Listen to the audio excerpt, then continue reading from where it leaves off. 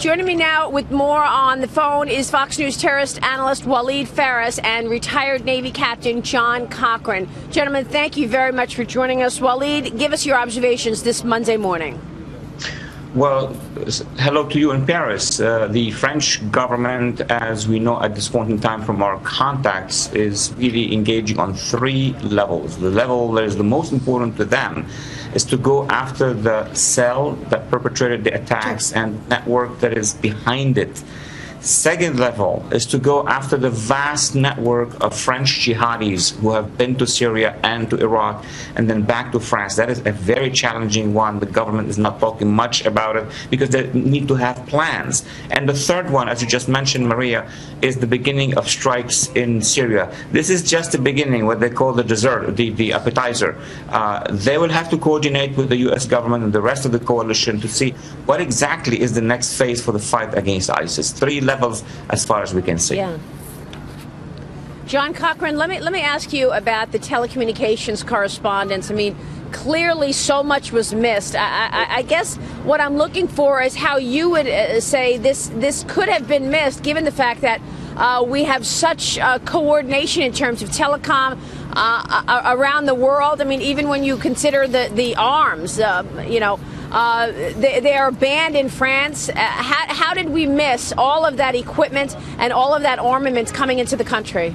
Maria, the intelligence was not taken seriously with all the assets that the United States government, as well as our allies, provided France, as well as other European countries. So their borders are very porous, and this is a direct result of them not taking what's happening with these refugees coming across Syria have now infiltrated their European governments.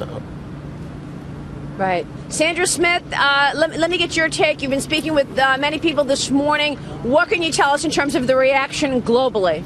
Well, as far as the market reaction to all this, Maria, really interesting as we wake up this morning and as the futures started trading last night, a calm across global markets that we're seeing, taking a lot of people I know by surprise, in addition to a lot of people talking about the borders, Maria. And I'd be interested to see what you're seeing and hearing since you've gotten on the ground there in France about the borders. It was a shock to the world when Francois Hollande announced that he was closing the borders. But a lot of people asking, what does that exactly mean this morning? Washington Post actually publishing an article to that effect. What did it really mean when France closed its borders? I'd be curious to see what kind of controls you've seen since you've been on the ground there, Maria. Well, it certainly has been on a practical level very crowded. A lot of people taking a lot longer, obviously, to get through the airports, to get on the streets. It is jam-packed around me right here. People are not sure. We are learning from the AP prosecutors 2 more Paris attackers have been identified, one from Syria, one facing French terror charges. And of course, we know that we are on high alert across the world. So we are waiting for more information from prosecutors in terms of what happens next. Dagen, McDowell, what can you tell us in terms of the reaction in the U.S.?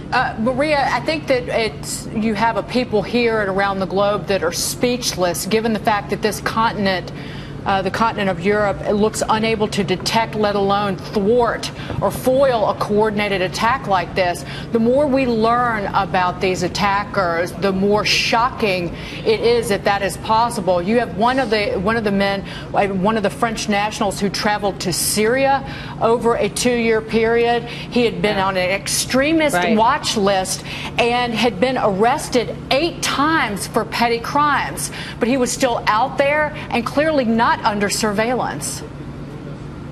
Yeah, that's absolutely right. Walid, what about that? I mean, we know that there were 2,000 individuals who went back and forth from France to Syria. I mean, what should we be thinking, given the fact that communication was not tracked, was not taken seriously or looked into closer? Let's dive a little bit into the realities of it, what's behind that. When we say that the French have long lists, and they are long, the organization is called Renseignements Généraux across France. of extremists. We're talking about thousands and thousands of people. Neither France or the United States can follow up on that kind of a number, but they have another list, which basically the intelligence and security services, those specialized in counterterrorism, have. It's probably in the high 2000s, namely those who went to Syria and Iraq and back. Those are under a more deeper surveillance. Now, from the numbers that we understood from the French, some of these terrorists were not on the second list. They were on the general list that we cannot really observe all the time. And what the French don't have is a way to see when an extremist actually becomes a terrorist and is training or is moving weapons. I see. John Cochrane, let me ask you about that, because clearly the whole refugee story right now is being rethought across the world in terms of how to vet individuals coming and wanting to Europe as well as the U.S. What can you tell us about that thinking right now, given the fact that one of these attackers was, in fact, an ISIS perpetrator in refugee clothing, if you will?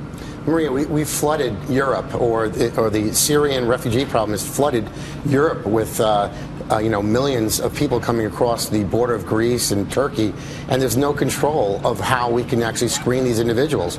And it's been pointed out that a lot of them are young males, and if you just take a small percentage of that, the intelligence agencies have no way of even screening out the potential, how many percentages of these guys coming across are actually warriors or terrorists. So, Europe has a big problem, and hopefully we stop it before it comes to our border. Right. Well, the other issue is, the Syrian government. I don't know. Is there a Syrian government? I mean, it's collapsed. How do we actually do that vetting? I mean, that vetting gets that much more important when you actually don't have anybody on the other side to give you real information about the individual in question. Maria, we have actually, with the coalition that we're working with right now with our airstrikes, we have to take that to the ground side, because our administration right now has not stepped up to leadership, and we have to be able to work with the governments all over Europe and actually the Middle Eastern governments of Saudi Arabia, Kuwait, the Jordan, that are dealing with these issues day to day, to kind of get a handle on these people that are in these refugee camps that are moving forward. And it has to take aggressive action right now by our administration to get a seriously grip around this issue. Yeah, for sure. John Cochrane, Walid Phares, thank you very much for your insights this morning, gentlemen. We appreciate it, and of course we'll keep following that.